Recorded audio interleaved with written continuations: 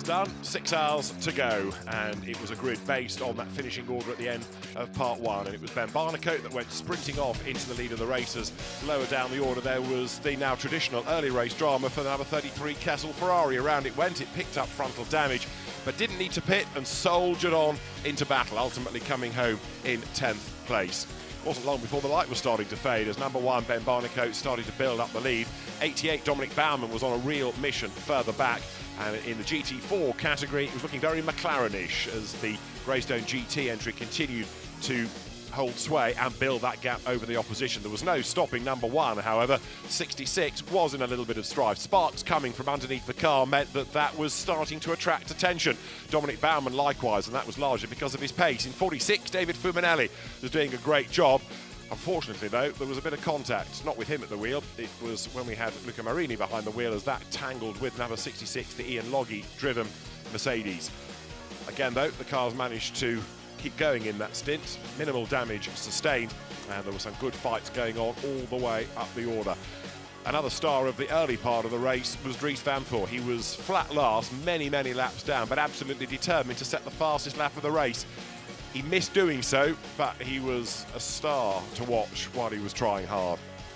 Through the traffic came Mercedes number one, trying to stretch that advantage all the while, as once more there was a Ferrari fight as Alessio Salucci had to give way in the end to number 51, Giorgio Giotto, going through as they came underneath the hotel. Place gained as number 99 of Dries Van Voor was handed over to Alex Arca, and then Alex got a little bit giddy.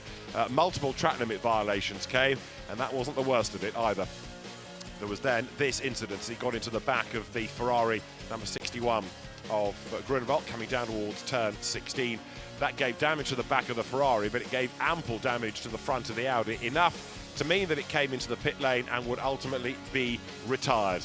So with the Audi out of the race, attention switched elsewhere. 51, for example, Giorgio Giotto, sideways over the curb coming out of turn one, pressing on before he handed that car over to Eddie Cheever, who was another driver that was going to really star. Through the traffic would come Isa Al Khalifa as he did his stint in the middle of the 6 hours, picking his way through the traffic. Kessel Racing monitoring what was going on, and particularly keen about the VR46 entry because David Fuminelli was getting involved with Mikael Graney. They were on different laps, but both eager to try and push on, find clear space, and then not be impeded with a battle.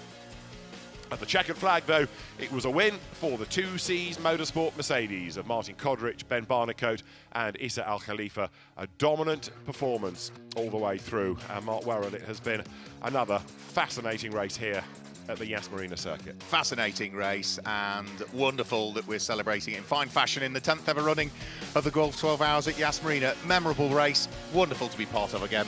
What a great event. Mark, absolutely right. So as we remind ourselves of the winning drivers on the podium, it has been a race full of drama all the way through, and with some very happy drivers making their way onto the podiums, perhaps none more so than those at VR46, but on the top step, a second 12-hour win in the Gulf, but this time it's Abu Dhabi rather than in Bahrain, to Martin Kodrich, Isa Al Khalifa and Ben Barnicoat representing the two Seas Motorsport team. A job well done, and we celebrate their success. So, two Seas Motorsport has done it again.